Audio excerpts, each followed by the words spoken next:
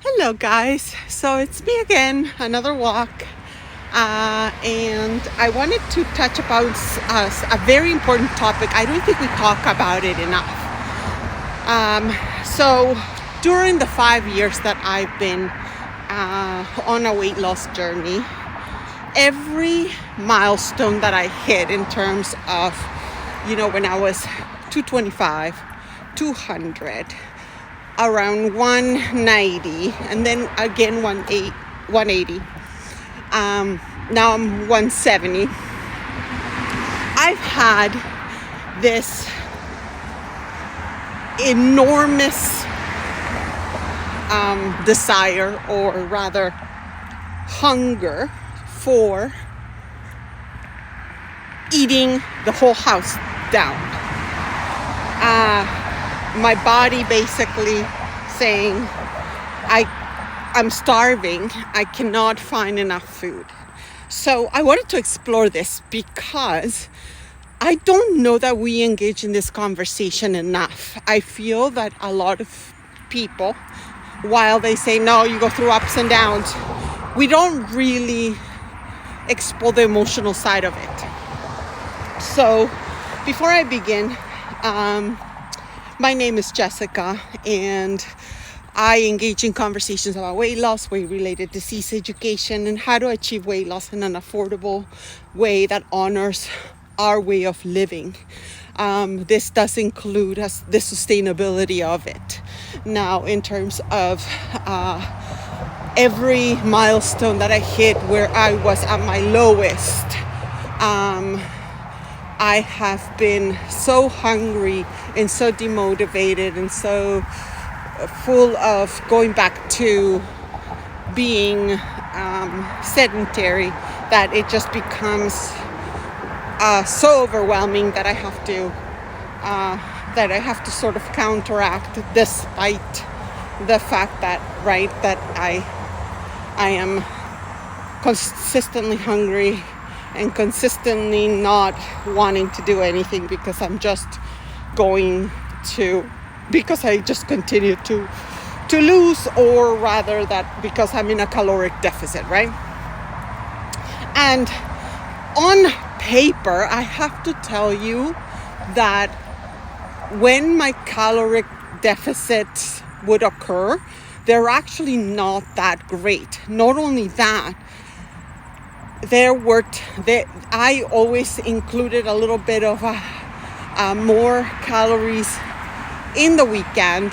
Plus, I would go back to, I would binge eat, and then I would go back to so it wasn't like I was in a caloric deficit all the 5 years. It's been, I've been on calorie deficit for 3 months, and then I would take 3 months off, or that was at the beginning. Then I would do 3 months, 1 month, 3 months, 1 month, and that would work. Where I would increase it to maintenance. And my body seemed to really work well with that. But again, how do we, what happens when you're no longer motivated to continue that? Because that's exhausting. It does require for you to actually count your calories. Otherwise, you won't be in the know as to whether you are able to be in a maintenance or a caloric deficit, right? So, as last week's video that I was telling you, I ran out of conversation, I ran out of motivation to count. How do you get back? Especially, which I feel before, at least I was motivated to engage in this channel for a year, maybe about almost 2 years, I guess, and find accountability, or rather motivation, with you, my friends, and try to, be transparent about my journey. But because I've been doing like baking and doing things that are more like that, there's health promotion there in terms of enjoyment or engagement back with food, when there was never engagement in my life in terms of food. I would eat it, and I would see my parents cook and things like that, but I would never really cook myself. And when I did, it was occasional. So getting to know ingredients, getting to know, not being so dissociated with my food or my life. Hence why I'm doing this. But anyway, what have I done in terms of getting out of that funk? Well, to be honest with you, before, I used to engage in a few days where I would excessively eat and get that real craving out, and then engage back into weight loss. But I think what's happening uniquely in this sphere is that when I hit 170, I freaked out because I didn't know I don't know how I can sustain it.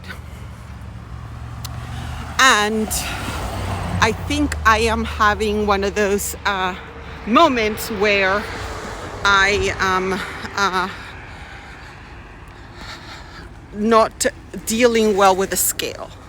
And I think from the vulnerability aspect of it, everything else gets shelved, including the conversations.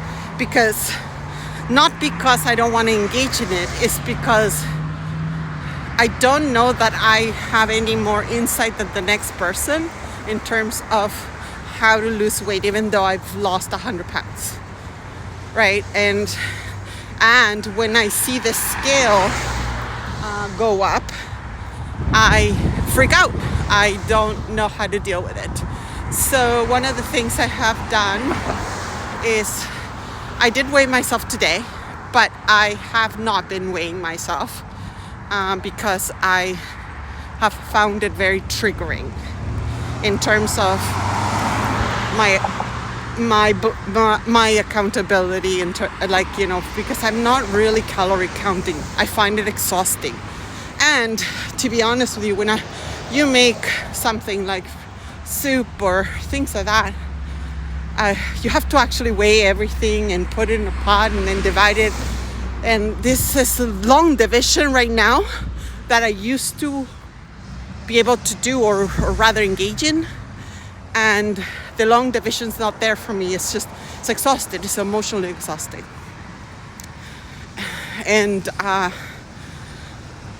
not sure I'm in the mental health sphere to do that, especially after an injury that I sustained a couple of weeks ago. I am fully healed, but again, the thought of actually engaging back into that tightness or that much work when it comes to weight loss is something I am trying to stay away from, and at the same time lose weight. How is that possible? I don't know, because do I, after years and years of therapy and years of calorie counting, do I trust myself to be able to do that? So anyway, I think that is my new journey, not calorie counting and seeing if I can lose weight. I hope you have a wonderful day, and I'll see you on my next video. I wish you health and happiness.